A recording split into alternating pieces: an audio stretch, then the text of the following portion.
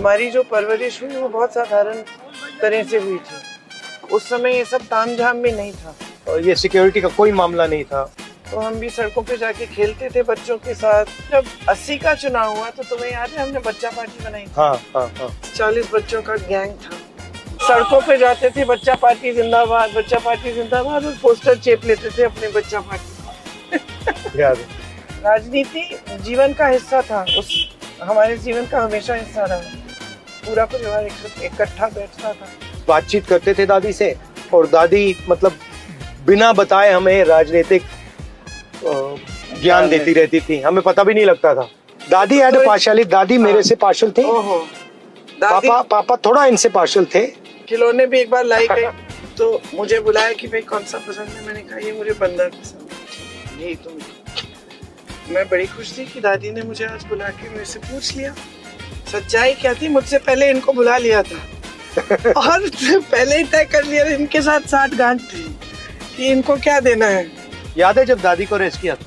हाँ, मुझे बहुत अच्छी तरह याद है। हम दोनों लड़ गए, हम दोनों पुलिस वाले से लड़ गए थे कि हमारी दादी को नहीं ले जा सकते। टीयर गैस लगती थी, याद है? फिर दादी को जेल में जाके देखा।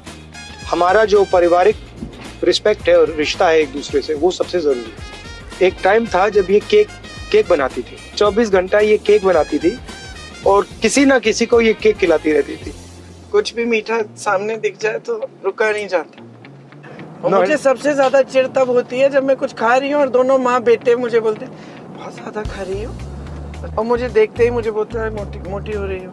चिढ़ मचती। चुप हो भाई। इसकी फेवरेट जलेबी है, क्योंकि वो पापा की फेवरेट थी, इसलिए इसकी फेवरेट है। अरे पसंद है। But used to like it, पापा also used to like it। सबसे बेस्ट कुक मेरी नानी थी। ये तो सच है। तो अब तो नहीं है ना। अब उनके बाद ये है।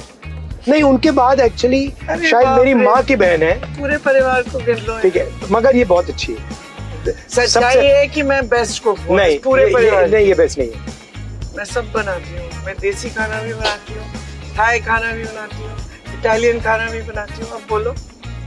हमारी आर्ग्यूमेंट्स भी होती है, लड़ाई भी होती है, बट वो 15 मिनट, 20 मिनट, आधा घंटा छोटी छोटी बातों पे कभी हो जाते हैं। जैसे मेरी माँ के साथ मेरा चलता रहता है उनकी हेल्थ के बारे में। माँ बड़ी स्टबर्न भी है, वो कुछ करना चाहती है तो फिर रास्ता निकालेंगी, कुछ ना कुछ करके रास्ता निकाल दे। इंदिरा जी एक बहुत मजबूत शख्सियत थी। सोनिया जी बहुत दुख देखे, बहुत झेला और उभर कर आई राजनीति में, और उन्होंने बहुत संघर्ष किया। बहुत ही दृढ़ महिला रही। हमारी नानी भी बहुत दृढ़ महिला थी। जब आप पॉलिटिक्स करते हैं, अगर आप अपनी फैमिली की रिस्पेक्ट नहीं कर सकते, अगर आप फैमिली में रिश्ता नहीं रख सकते, तो आप उसके बाहर कभी नहीं रख सकते। अगर आप हर रोज अपने जीने में झूठ बोलोगे, पॉलिटिक्स में झूठ बोलोगे। तो इस चुनाव में ना आप अपना ध्यान मत भटकाने दें किसी भी स्तर पर। अर्जुन के निशाने की तरह, मछली की आंख पे जैसे अर्जुन ने अपना निशाना रखा, आपको भी अपना ध्यान पूरी तरह से अपने विकास पे, अपना भविष्य कैसे बनाना है। और ये जो वोट है आपका सबसे बड़ा हथियार है। इस वोट को आप विवेक से इस्तेमाल करिए। इस वोट से ही आपका भविष्य बनेगा। रायबरेली का बहुत जरूरी रोल है हिंदुस्तान की प्रगति में, हिंदुस्तान को डायरेक्शन देने में। उत्तर प्रदेश का राजनीतिक सेंटर, आइडियोलॉजिकल सेंटर सालों से रायबरेली रहा है।